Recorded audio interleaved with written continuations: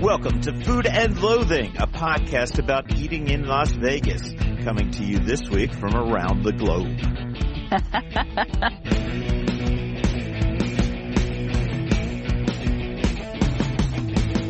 Man, we have a whole crew, our whole crew, on board for this episode. It is the motliest crew in the foodie world.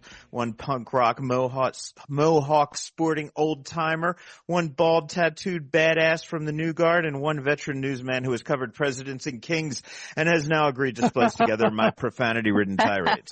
Nice, elegant way of saying I'm very, very old. Thank you very fucking much. Our names, Al Mancini, Gemini Stevens, and Rich Johnson, but you already fucking know that. It's the end. It's the new first of the new year, so you should know that. Get off on the right foot. I should know we're recording this episode via Zoom on both New Year's Eve and New Year's Day. Right. And by that I mean it is New Year's Eve for me and Rich. And it's New Year's Day for Gemini, who is zooming in from Australia, where she is a calendar day ahead of us. That's Perhaps right. she can explain that, or she can give us tomorrow's lottery numbers or whatever. Yeah. I just know it's still 2024 in Las Vegas, and people are preparing to head out to the parties. And where Gemini is, it's 2025, and they're all trying to get over their hangovers. So how about you, Gemini, and you, Rich? Is anybody hungover? Is anybody already partying hard? No, we partied hard in the living room last night. New Year's has always been what my parents called amateur night, so it's not usually a night I go out. But we had some good bubbles and celebrated friends and family this week, so we're all good. I was driving around the Strip last night, and the cops were rehearsing by making traffic worse than it should be, even though it was very heavy. It was made even worse by the police in the northbound lanes of Las Vegas Boulevard, parking cars every 100 yards or so with the lights on in the right lane. So taking away one of the three lanes for about 3 miles up the Strip. And already this morning it has been getting very, very heavy out there. So I'll be up here in Summerlin watching from above. I'm told that the helicopters flying over the Strip are at like half the height of the link, the high roller at the link, because they're scanning for radioactivity and shit. Yes. Man. Yeah. Okay, so anyway, everybody's happy. We're getting off to the new year. Let's just knock this thing out. I mean, everybody, you guys should all know, like, this town slows the fuck down around this time of year. We scrounge for material. Honestly, the one party I got invited to in the last week, I couldn't make it to. So, we're going to do what we can, and we do have some great stuff coming up in this episode. I'm going to be sitting down with Chef Eric Luhlier, who recently took over the kitchen at the Hawthorn Grill in the JW Marriott, as well as Jonah and Keith at Petite Boheme, the new Arts District cocktail lounge that quietly opened over the holidays. If you haven't already heard that buzz, it's part of a new French restaurant of the same name that James Trees will be opening in a few weeks or maybe months. That's the shy retiring James Trees, quietly spreading the word. Hey, motherfucker, get away! He definitely spread the word, but James is also a guy that loves to share the spotlight. And when I said, you want to come on and talk about it, he was like, well, this is the bar that's open right now. So why don't you talk to Jonah and Keith? And I was like, that's the kind of guy I like, a guy who lets his, lets the people that work with him and work for him and everything get the attention. So James is a great guy. We're happy. I'm glad I got to talk to the bar guys. All that's coming up in the center of the show. What else? I guess as always, man, we're going to talk about where we've been dining, mostly in Las Vegas. But since Gemini has been away for a while and is still traveling, I actually want to hear a bit about her travels. Have you eaten a kangaroo or anything yet? Yeah. I had braised kangaroo in Australia in 2008. It was very good. Absolutely. Any kangaroo? So I have had kangaroo. I've had it as fillets. I've had it as medallions, and most recently I found kangaroo sausages. So we grilled some of those up for Christmas. Yeah. Among other things, we did this whole seafood and sausage feast kind of thing. But yeah, I've had some really great meals here. It's very seafood centric, of course, because most of the population of Australia lives along some sort of a beach. Really great halloumi cheeses and things like that, and super, super great produce. So I'm just eating a lot of salads and a lot of fresh fish, and Excuse me, got a bubble in my throat. Most of the people in Australia live along the beach. Isn't there a really big middle of that continent?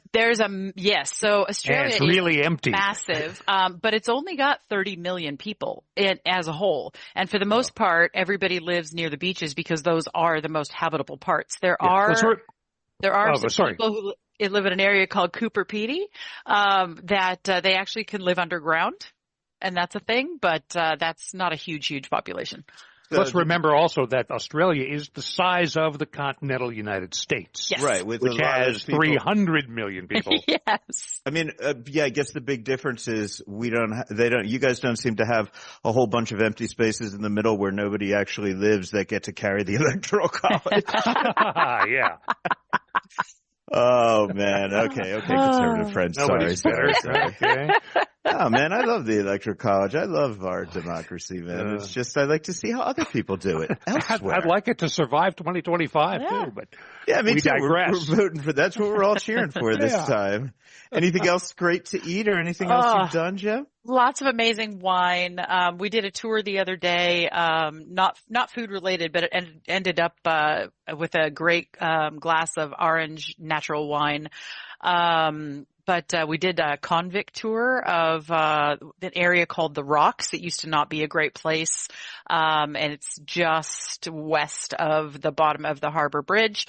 And so we got to see all kinds of really cool like nooks and crannies and hear about the history and stuff like that. But found a really great wine bar in there that had this orange wine and some sort of cheese that I'd never heard of before. I wish I had written it down so I could ask all my cheesemonger friends. But I will go back and find out what it is so it was amazing. It was sort of earthy and herbal but it wasn't like all those herbs stuck on the outside like a lot of places do where they put the flowers and whatever. So yeah, that's my big thing. And now I'm on a mission to go find out what the hell that is. Cool. Well, I can't wait to hear the answer.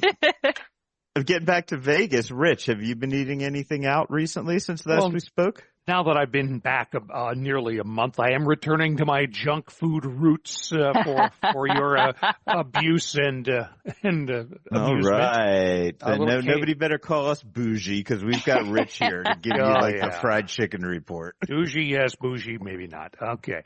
KFC. Yes, I went to a KFC. As occasionally happens, this place was out of some of the original and some of the crispy, so I said, mix and match. Now, I'm an original guy. I go back to the early 60s. You remember how KFC started? Colonel Harlan Sanders getting in his car, driving around the country, going to established restaurants to sell them his pressure cooking fryers, which was a new concept then, and the pre-made 11 herbs and spices mix. There was a joint in Portland, Oregon called The Speck. It was like a 5-stool restaurant, one of the early adapters. In fact, as kids, we called it Speck Chicken. And so I remember that. So like if it doesn't sell, you've got to give the money back or something? No, it was actually also a first time a royalty system was put in the restaurant business. The Colonel got a penny a chicken. Wow. And that made him a millionaire real fast because it was real popular real fast. And he launched the careers of people like Dave Thomas and some local folks, actually. Yeah. Yes. Anyway, this place, it was a little this. I said, okay, give me like a thigh of original and a breast of extra crispy, and I got nothing but extra crispy, and they weren't very good because they were kind of dry. So here's a pro tip. When KFC says it's out of the original, that's a good thing. If you have the time, hang around the 15 or 20 minutes it takes to complete the new batch in the fryer because the chicken right out of the fryer is marvelous. There you go. All right. You're really giving us advice on how to get the freshest fast food. I like that. I'm here for you, in your time of need. This is a beat not everybody covers. That's true. I know you keep telling me don't cover that. All right. It's not all junk food. I do share some praise for Whole Foods store-brand frozen pizza. The 365 Supreme. Pepperoni, sausage, onion, green pepper, olives. I added some pepper flakes. Now, I usually don't do frozen pizzas because even a Little Caesars delivered is better than most frozen pizzas. Just because it's fresh and all that. I'm not sure, and now I've convinced myself that's not true because the 365 Supreme is probably the best frozen grocery store pizza I've ever had. It was about $10-11 for a 12-inch, I think it was, or 13-inch, but it made 2 meals, and it was really good. Weather was so nice this past weekend, I pulled the tarp off the grill and did half a rack of ribs.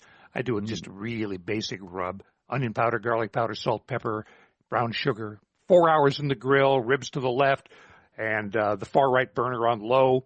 I used the sauce I scored in Kansas City on the drive from Chicago, RJ's barbecue sauce. And for accuracy, they're not actually in Kansas City. They're in Mission, Kansas, a suburb. Okay. I grabbed half a dozen bagels from the freezer and scallion cream cheese from Life's a Bagel, which I referred to last week. I have found nothing published about this, but apparently the employees told me that back in the spring, the place did come under new management and ownership. Okay. Well, I saw our friend Mitch Schneider went and tried it, I believe, just because you talked about this last week. So, and the big change there is they would open at 7 and close at 3.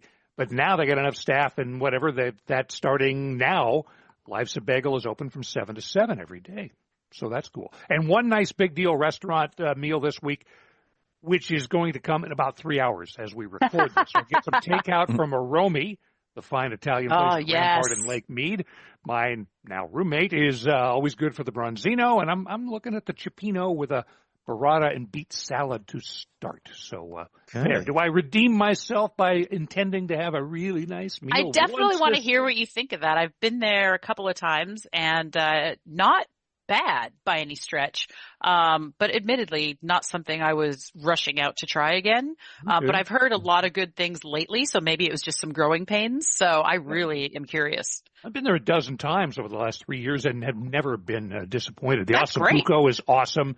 I've had the Cioppino before, and okay, 2 of my favorite dishes. I haven't tried those yet. There you go. All right. What about you, my Al? turn, I guess. All right, so the question is, do I start with the extraordinary holiday meals I've eaten or the chicken Zamboni from the Golden Knight? Rhetorical question. Zamboni. There's a backstory on this one. If you go to Golden Knights games this season, you've probably seen people walking around with this plastic Zamboni. There's actually some of them carry it around on a neck strap, right? Because it comes with a neck strap. And it's relatively large, like a little smaller than a lunchbox. Maybe those old metal lunchboxes from when we were kids. Yeah. But it's a badass plastic Zamboni. But I finally eventually looked to see what was in it. I saw it was chicken tenders. I never ordered one. And then my friend Andy Harris invited me on KLAA in Anaheim, this past weekend. And I'm always honored to be on this show. I love talking to California people about what they should do when they come to Las Vegas.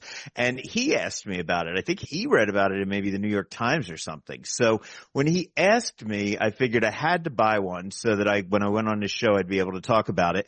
I bought it at the Anaheim game where we killed Anaheim. So that made me feel better. I got my revenge on Anaheim for that. Yeah. This thing is available from one of the stands on the main concourse that I dine at called, where I walk around, called Neon Eats, which is actually the name of my LLC and was supposed to be the name of my app, but we changed it. So I'm glad we changed it. Yeah. The price, $33. Season ticket holders do get a discount. I don't know how much my discount was, but I did show them that and they put it through. I bought a bunch of other shit though, so I don't really know what it came in at. We got 4 tenders with that. They're breaded, they're reconstituted chicken. They are probably about double the size of a chicken nugget from, most of the fast food places. There were 4 of them. The breading tasted really good, but it was probably more breading than reconstituted chicken on those things. The fries were straight fries seasoned like curly fries. And is it worth $33? I don't know. You're at a hockey game and you get a big fucking Zamboni. So, I mean, I think they're missing a bet by not filling it with like soft serve ice cream and a couple of things. Oh my and God. You have the thing as you're doing it. Pops all over would you. Be cool. Or it's so cold up against your chest, your heart goes, goodbye. So that was my Zamboni. It was fine. Thank you, Andy, for telling me to get it. And, whatever. It was a good time. As for my holiday meals, I went out with my friends Matt and Misty Silverman on Christmas Eve. We did the Feast of the Seven Fishes. at Ferraro's. This was basically a 5-course meal, and we started off with some crab cakes and some scallops. Then we all had the ensalada de mare, which is squid, shrimp, and octopus. Then the third course was risotto aragosto, of course that being lobster with black truffles and mascarpone. Fourth course options were salmon or bronzino puttanesca or spaghetti scolio. Sue went with the bronzino. It was fucking great. I did the spaghetti, came with clams, mussel, shrimp, scallop, lobster, squid in a Campari tomato sauce. I think you got most at 1, 2, 3, 4, 5. You got 6 of your 7 fishes right in that course, so I made sure I got it. Yeah, and then we got a choice of dessert. So it was fantastic. We had a great time. I really do like Ferraro's. There are not a lot of restaurants that have the history that Ferraro's has and have so many old-time customers who have been going there for 20 or 30 years and are still have really cracked the code of how to stay current without alienating the people that want the classics. And they walk that thin line perfectly. So they don't feel like a throwback. They don't feel like a flashback. They always feel current. But if you going in for something you've always loved, like the ossobuco, you know they're going to have it, right? And they keep those regulars on the menu. So I love the guys at Ferraro's. Thanks for giving us a great Christmas Eve dinner.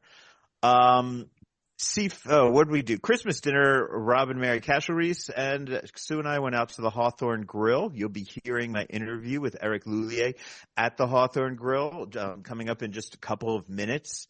We started that off with a seafood tower. Then we did some escargot, some lobster bisque. We did a filet. Then we did a massive 32-ounce prime New York strip with roasted potatoes. That was through their dry aging program. Now, I've known Eric Luhlier through a lot of places, but most recently he was at Peter Luger. So he was overseeing something like $1 million worth of dry aged beef at any given time. Insanity, right? And I love it. Yeah, so he knows a bit about that, and this was good. I'd put it right in the middle. It was definitely still had a little bit of the dry aging taste that I like, the deeper taste, the taste that they always want you to call nutty or blue cheesy. I just like to call it funky. But it had a little bit of that, but not too much that it would alienate somebody like Sue, who's not a really huge dry aged beef fan. Yeah, and I think that really hit a perfect match there. Awesome. And honestly, Hawthorn Grill, it's a good restaurant. I mean, if it's in your neighborhood, all the restaurants within JW Marriott, if they are close to your house, they are good restaurants and at a good price for what they offer. Yeah, they're solid. I don't see myself driving across like from Henderson to go to any of them, but they're great places. It's a good brand, the hotel brand, and they always do good food. So it was great, and you'll hear from Eric coming up. At home, Christmas morning, Sue got me a Basque cheesecake because she knows I love them, and she ordered that from our friend Alicia Shepitone. Awesome. So, thanks, Alicia. That was great.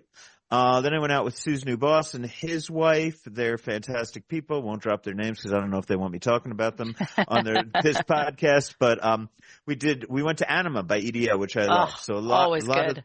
Yeah, right? Like, you know what you're doing there, man. So we did some pan con tomate with the anchovies and the boquerones. We did some Peruvian scallops. We did some raw oysters. We did the yellowtail that's smoked under glass, which is so fucking good. Not a huge fan of their carpaccio, which comes kind of laid over puree bread that's been stuffed with cheese, espuma, and black truffle vinaigrette. Okay. I feel like there's so much going on there that you really don't taste the beef. And what's going on there is good, but you want to taste the beef. So yeah, the one teeny minor complaint. Had something called guanciale bombs. I don't know what the fuck they're made of, but they're great. The bikini sandwiches are always good. Patatas bravas were great. The hanger steak and frites were great. I mean, really, really cool. Loved it. Loved that place. And then finally, I guess I went to Mi Barrio. Everybody in the Arts District goes to Mi Barrio. They love it. It's apparently the hot place in the Arts District. It only serves, breakfast, lunch, and brunch. I don't know. Not particularly impressed. Not offended by it. I would go there if I'm in the neighborhood again. If you're around there, it's a nice variety to have in that neighborhood. The tacos were fine. My breakfast burrito was fine. The menu's really kind of small, I feel like. And nothing super excited me or jumped out at it. So I would definitely dine there again. I'd have no problem with dining there again. Be happy to spend money there. But if I'm in that neighborhood, chances are breakfast, lunchtime, I'm either going to go to 1228 Main or Good Pie. But if you're down there all the time and you need the variety, I would tell you to check out Mi Barrio, because it's definitely, it's a solid restaurant. Have any of you guys been there? No, not yet. Nope. But I have been seeing a lot more of it lately, so it's on my list because I love stuff like that. I'll be curious to hear what you say. Anyway, that's about it for me. Coming up in the news, MGM closes International Smoke, or will be soon, and a star-studded opening by the Town Group. But first, Al has a pair of interviews, one with Jonah Gibbs and Keith Bracewell of Petite Boheme, the other with Chef Eric Luhlier of the aforementioned Hawthorn Grill. This is Food and Loathing.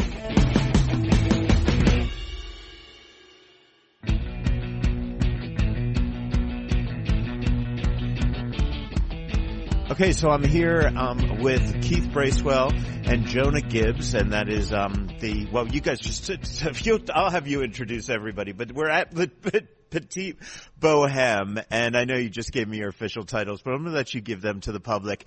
We're here in the Petite Boheme in the Arts District. If you have been on social media at all over the holiday season, you know this has been the buzz thing, right? We've been waiting for the restaurant to open for a very long time. The bar opened. This is, of course, the James Trees project, which is why there are so many eyeballs on it. And I thought we were going to be looking well into the new year before anything happened, but James always likes to surprise people, including those of us that he told what was going to happen, but then he changed his mind. So guys, what happened? Like suddenly Petite Boheme, first of all, is it Les Petite Boheme or just Petite Boheme? Just Petite Boheme. Okay, great. And each of you, which is your position? Just so because I didn't want to fuck it up in the intro. Yeah. Keith, I'm the managing partner. I'm Jonah, and I'm the bar manager. Okay, great. So, who wants to take this? What is Petite Boheme, and why did we get this surprise early opening? Yeah, I'll take it. So we kind of we first wanted to activate the space. We felt like there was a need for because we also have esters, and there is typically a wait out front.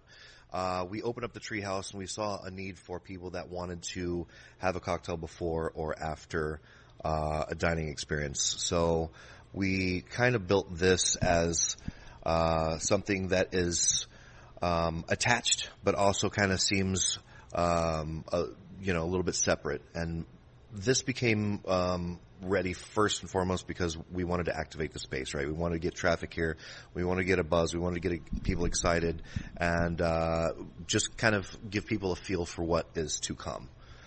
So we are offering a little bit of some snacks and things that come along with the drinks, just to give them kind of a foresight of what we have coming here, and probably early spring. Okay, cool. So first things first, because I tried to come here. I knew you opened at 4:00 on a Sunday. I'm walking up and down Main Street trying to figure out, because I knew what your address was. Little hard to find. Ended up walking down Imperial, and I was like, let me just try knocking on a door over here. And there you guys were. So the question, should we be entering this place for the bar right now, and it's before the restaurant opens? Should we be entering from Main Street, or we should be entering from Imperial? Yeah, so the actual entrance is off of Main Street. If you're facing the restaurant on Main, it's just to the right-hand side, and there's a really beautiful walkway that we've kind of given some fringe aesthetic. So that's actually the main entrance. We do have a back entrance, but right before that door opens in the front, and that's where we like for everyone to come through. Cool. So, guys, the first thing that I noticed is this is just a gorgeous room. I love the way that it's decorated. It looks like you got graffiti-style art and Banksy-looking stuff and, all kinds. I'm not an art expert, but it's got a great vibe. Could you talk about, are there any specific local artists that got involved with decorating this, or what was the vibe you were going for with decorating this? Yeah, we did have a local artist. His name is Rocky Asbury. He did a lot of the inside aesthetics and on the back patio. Kind of what we want to do is, like, throughout the tenure of what we're doing here is kind of we have a back kind of alleyway bohemian French feel that we want to kind of keep that aesthetic. So we want to have artists come in every once in a while and just kind of fill in the gaps, do a little bit of a change. We don't want to do anything drastic, but like where there's some spots and some pieces for them to play, we want to kind of just, when you walk in, one time, it will look different than when you walk in 6 months from now. So people especially that are traveling that come down, the room will kind of change a little bit. So that's kind of what we want to do, as well as with the outside walls and things. So different artists. We want to play on being in the Arts District. We want to play on the art aesthetic, French alleyway vibes, but keep it classy. And I'm looking out on a patio area that you have right here, because there's sort of a courtyard. It's almost set up to describe it for people. It's almost set up like an L shape. And on one side of the L is where the restaurant will be. On the other side of the L is where the bar is currently open. And in the middle there's a large courtyard and then a patio that's directly attached to this space. Could you tell me, is the patio open right now, and what hours is it open, and what goes on out there? Yeah, we do have a smaller patio for Petite Boheme. That is open in the hours that we are from 4 to 2. That we kind of did that in a few different ways. One, if someone wants to buy out the bar, they can and have their own outside patio experience. If someone wants to buy out the back event space in Bar Boheme, they can as well.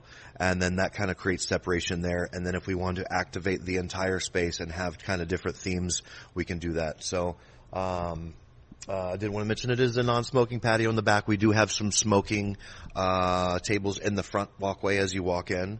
But just to give somebody, or people a space that doesn't seem like this large, grandiose, area. So it kind of keeps it tight, keeps it intimate.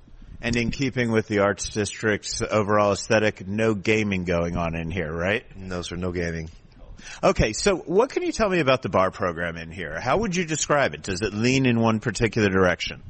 So the bar theme is influenced with the French influence that we're using for the restaurant and obviously for the space, artwork, and all that.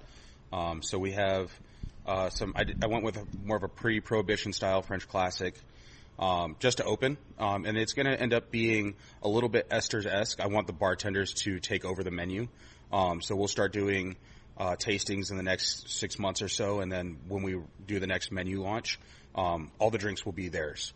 We'll still have a classic side because they're classics for a reason. People know them, they want them, but we're also introducing some classics that they might not be as familiar with. Could you give me an example? So the tunnel is a play on a Negroni. It's one of it comes from a French bar. Name escapes me in the middle of this, but it's very Negroni-esque, but it's a little bit more of a split base instead of being straight equal parts. It uses Punta Mess, and I'm using China to sort of balance it out. Gives it a very nice, rich feel, touch of fruit, but not overpoweringly so. The audience in the Arts District has changed so drastically over the past couple of years. And I know a lot of people get mad because it's getting more popular with outsiders. I think if you run a business down here, that's pretty nice. But who are you dealing with now more? Are you seeing more? I know you just opened, but of course you're down here with Esther's and other things. Are you seeing more tourists? Are you seeing more locals? Are the locals from Las Vegas throughout the valley, or are they people that live right here in the Arts District? And then my follow-up to that's going to be, did you design the bar menu with that crowd in mind, or is it more that it'll complement James's food? So when we open the restaurant, actually, the menus are going to be very different. The outside bar will be, or the Petite Boheme bar, will stick more with a, drinking culture. But the drinks that I want to create for inside the restaurant, I do want to pair very directly with the food. That's something that the French are very well known for. You might have a beautiful glass of wine and a beautiful dish. Both stand alone amazingly, but then when you bring them together, it's a symphony of just deliciousness. So I want the inside bar to have that vibe. And then the outside bar will be more driven towards drinking. As far as who's the audience? Yeah, who the audience is, I've seen a lot more. When I started at Esther's 4 or 5 years ago, it was almost entirely locals, and especially since we've expanded, there's a lot more tourists, which is great, right? We want to bring people down and offer them these great things that Vegas has that you might not see on the Strip, right? Yeah, and you know what? When I hear people bitch about, too many tourists in the Arts District, I'm like, well, why the fuck have you people been bothering me to report on it for the past 3 years to make it more popular if you don't want that, right? Yeah. No, and we love it. We love seeing people come in from outside and showing them, Vegas has got this great opportunity to really expand. It's actually one of the reasons that I moved to Vegas was to help expand upon that. But as far as having the audience in mind, great drinks and great hospitality is for everybody. So whether you're a local or you're a tourist, come through because we want to show you what we can do. Looking around right now, I don't see a DJ booth. I don't see a space for bands or anything like that. Do you have any plans for entertainment or activations along those lines? We do. We'll be doing events. We have actually a couple of things already kind of in the back pocket where we'll be activating the whole outside space. We will have DJs for things like that. It might not be like every Friday we have music outside, but we'll definitely be doing some fun stuff here in the space. Do you have any I know you said the of course menu is going to be changing. It's going to be changing quickly and frequently. But right now, if people come in, anything on the beverage menu that you would recommend that's a favorite of yours? This is my first time creating an entire menu, so I had a lot of fun doing that. Some standouts for me though the drinks that really speak to me. The JW is kind of a play on a Sazerac. It's one of my favorite cocktails. It was the first cocktail. That first classic cocktail that I really wanted to perfect because it was the owner's favorite cocktail at the time. And so he took a lot of pride in the fact that bar in North Carolina served amazing Sazeracs. So Sazerac holds a special place for me. The JW is a nod to that. But I also love fall flavors. So it's got more of an apple spiced thing going on. And then the Plaisir de Scotty is Scotty's Delight in English, is a nod to one of my friends who owns a bar in Paris called Dirty Dick, and it's a tiki bar. I happened to meet him several years ago when I was first working at Esther's. He was here visiting his family because he's from here. And when I went to Paris earlier this year, I got a chance to link back up with him, and it was funny because we sort of saw each other across the bar, and we're like, I think that's the guy. And then, it was like, yeah. And I had a great time at his bar. Cool. Okay, I was not going to go here, but then you just mentioned the name of your Sazerac type drink is the JW. Petite Boheme. La Boheme, of course, is a famous opera. It is the opera on which Rent was based, pretty much. The entire film, or the original off-Broadway show. And I believe, even though I never saw the original opera, JW is the accusation of someone being a thief, right? This is what one of the detectives, I believe, yells at everybody or something through. As I've heard it explained to me. I don't know if I'm right there, but were you intentionally trying to draw that opera and conjure up images of that opera? So, actually, no. I haven't seen Boheme yet. It's on my list of things to watch. I went to school for film, and there's a very old black and white French film called JW. And when I went to Paris, my sister was also studying film. So film kind of running in the family. I wanted to sort of nod to that. Okay, well, maybe I got it wrong, but because I have not seen La Boheme, but yeah, I really do believe it ties directly in there as well. So. Definitely a happy coincidence there, because I did not know, but I love that, honestly. Very cool, very cool. What's the timeline for opening the restaurant here? We're looking at early spring, so I would say between, let's say, March and early May. So there's not a whole lot that needs to be done, but we just want to make sure it's all done right.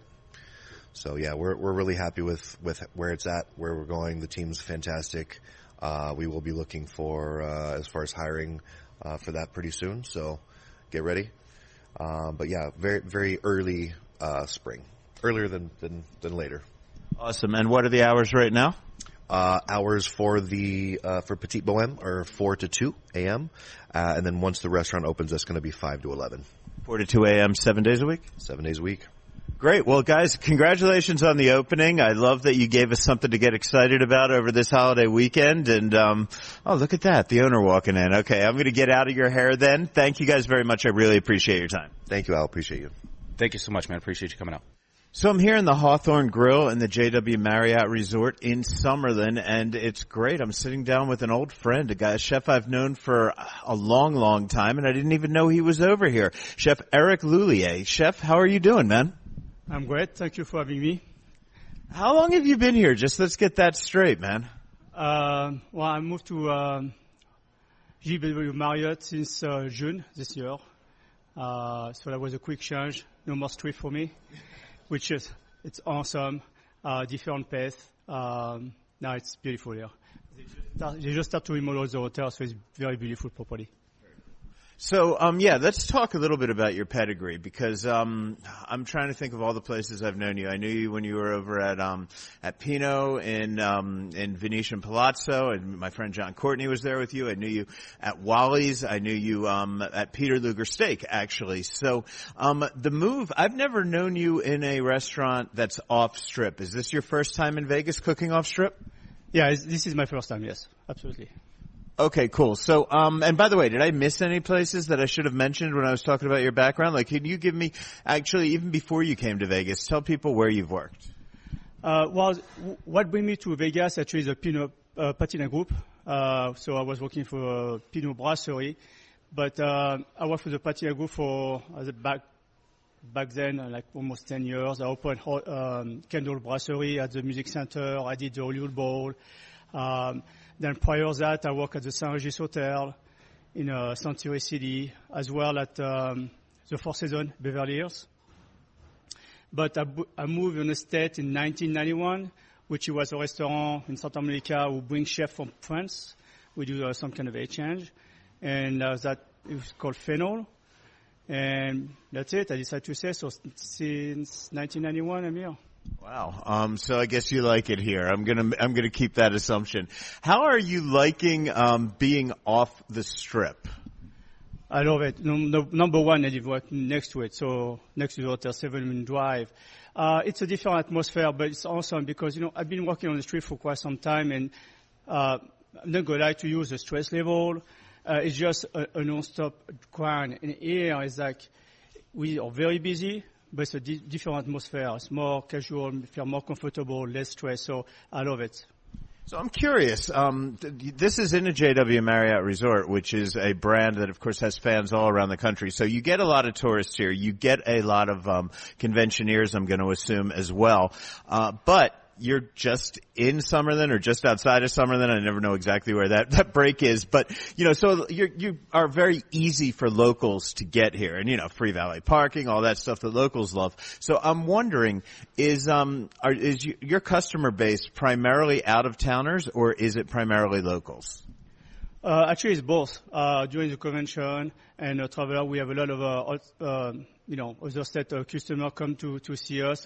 Repeat actually over the years. They come back because they know the place and they love it. But also we do have a lot of conventions, so that also bring a lot of outsiders. But it's well known for the locals, of course. We have the golf course next to it, which bring a lot of clientele.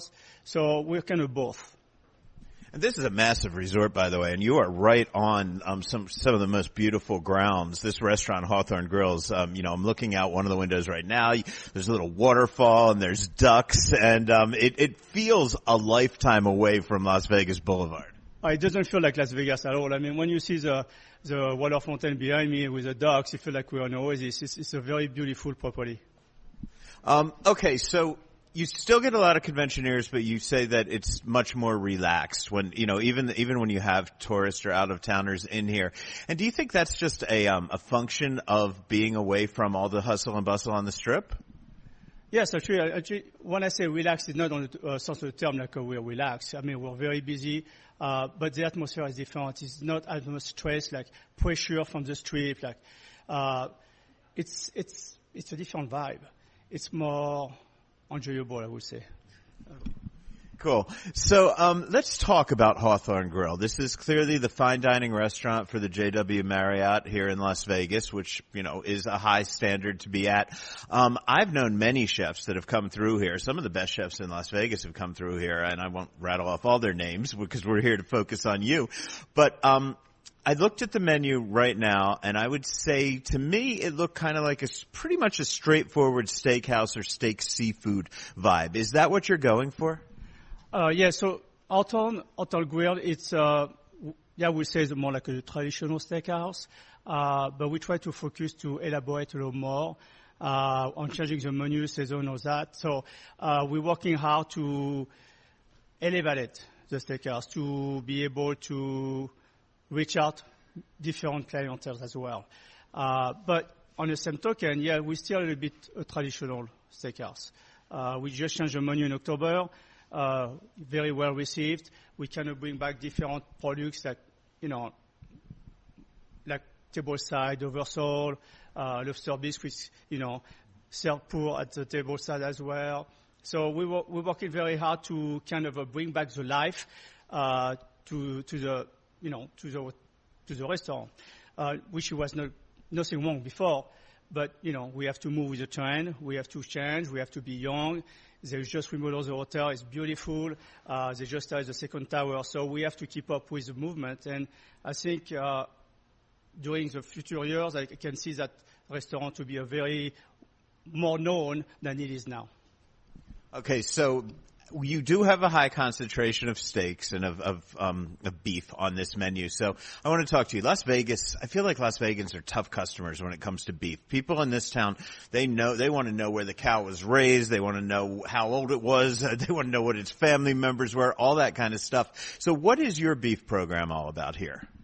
Well, to start, we have our own aging programs. So we dry age our own meat. We do a New York strip and also the ribeye, and also we butcher ourselves. We just have a couple of meetings this week and last week with two vendors to kind of open our spectrum of what kind of meat we're going to do. Right now we have Omaha beef from Nebraska. We're looking to bring back some Wagyu. So we're going to try to be more competitive with other steakhouse on the strip. Even so, we're outside. We want to be capable to keep up with the demand and also the trend. So right now we're working on bring back different cut as well. It's going to be a long process, but I think we're getting there. Let's talk about some of the other items on the menu, and what are some of your favorites? I love it all. Don't get me wrong, it's my menu, so I love it all. But no, I mean, if you like a dry age, of course, I would go for the New York, the ribeye, which is my favorite cost, but the New York as well is very good. So if you like dry age, I would go in that direction. If you're more afraid than dry age because people are not very educated about it, I would go with a bone-in ribeye or the tomahawk. That would be one of my best. But steakhouse without seafood is not a steakhouse after all. So the scallops, the oversole debone at the table side, give a little show to the guests. I think that would be the way to go if you haven't come here. Yeah, I've got to think either that Dover sole being deboned tableside or the tomahawk, which you said was presented tableside. Those have got to make some great Instagrammable or TikTok moments, right? So we do the tomahawk and the porterhouse as well. So we have two big cuts. We do it we carve tableside, yes. And it looks good on video if you shoot that, right? Of course. Cool, man. Okay, so when we talk about a steakhouse that's off strip and that can compare with the strip, 5 or 10 years ago that would have been considered, impossible. But it seems that the market has gotten up there, right? That people are they're seeking the very best. They're seeking the quality of the strip without going to the strip for it. And then the question always is, are you able to keep prices a little lower than they are on the strip?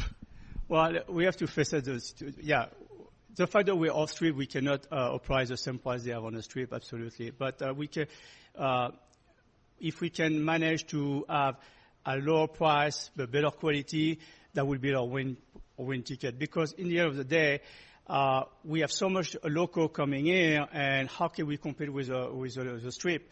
So the pricing, we don't want to hammer them with high price. So we're going to try to compete with the other strip steakhouse with better quality steak, better quality food, versatile menu we can change regularly to keep them going, and also feel like they're not pushed away from the strip, but it's right out of their front doors. They have the best steakhouse they can have. And I will say the fact that I can park for free here is pretty amazing, and to get valet parking for free as well, man. So that's awesome. I know all the locals are going to love that. Okay, so do you have any big plans for mixing up the menu over the coming months, or a new seasonal menu anytime soon, or are you just locking things down right now? No, we just changed the fall menu in last October. So we kind of changed pretty much 80% of the menu already. I'm already working on the spring menus, be more seasonal. The protein kind of stays the same. Like I was saying earlier, we're going to try to bring some different beef cut, cut of beef, maybe a Wagyu, stuff like that. But the other protein, we're going to try to change a little bit and be more seasonal. How's the burger, by the way? So you got a burger in your dinner menu on the entrees list. Actually, it's a very good burger. Actually, we have two burgers, one for the happy hours, which is the most seller. We open from 4 to 6, so when they don't play golf, they come over here. The burger is the best seller. And for dinner, we have a 10-ounce burger, and it's pretty, most of the time they don't finish it, to be honest with you. It's pretty decent. Awesome, man. And tell me about that happy hour, if there's anything you can share, because I know people love a great happy hour. So everything is sharing, actually. Smaller portion, obviously, but everything is sharing. It's a little bit different than we have à la carte. We use certain products, or we cross-utilize products, but it's a different menu overall. And I'm telling you, it's very busy. We open at 4. When we open the door, they just walked in. Cool, man. Well, look, it's great reconnecting with you, and I'm recording this interview a few days before Christmas, and I'm going to be in here for Christmas dinner, so I'm really looking forward to that and telling all my listeners how that was. But, man, it's so great to reconnect with you. Congratulations on the new gig. Oh, I appreciate it. Thank you so much. I'm very pleased to be here. It was a change. I needed it. Off the street is awesome. The news is next. This is Food and Loathing. So, of course, you're hungry after a hard day of work or a hard night of play. This is Vegas, after all. So where do you go? What do you want? What's left in your wallet? What's left in your credit? The answer is 2 words. Neon Feast. It's the app that will get you to the best place no matter what. The mood you're in, the budget you have, the cuisine you want to eat, the hotel, the neighborhood, the town you're in, or the one you want to go to. It's all there on the Neon Feast app. Download it. Tell it your every desire. I mean, your every food desire. And then get satisfied. And again, we're talking about food. It's the Neon Feast app or online at neonfeast.com. So before we get to the news in this section, I want to point out that I was completely wrong when I said the cocktail name J'accuse over at Petite Boheme sounded like it was taken from the opera Le Boheme. What I was actually thinking of in the back of my mind was Les Miserables. I think the line may have come from there. To be honest, I haven't seen Le Boheme or Les Miserables. I don't know where this information entered my stupid fucking head. So I'm not sure I'm 100% right there, but I'm just clueless. So. The diluted cultural lexicon. We hear about these things all the time. You know, I remember a lot of kids in my youth loved Yogi Bear, but had no idea about the baseball player that the name was a takeoff on. Oh, wow. Sure. Yeah. And that happens, man. That happens. They know give me a picnic basket, but they don't know it's not over till it's over, right?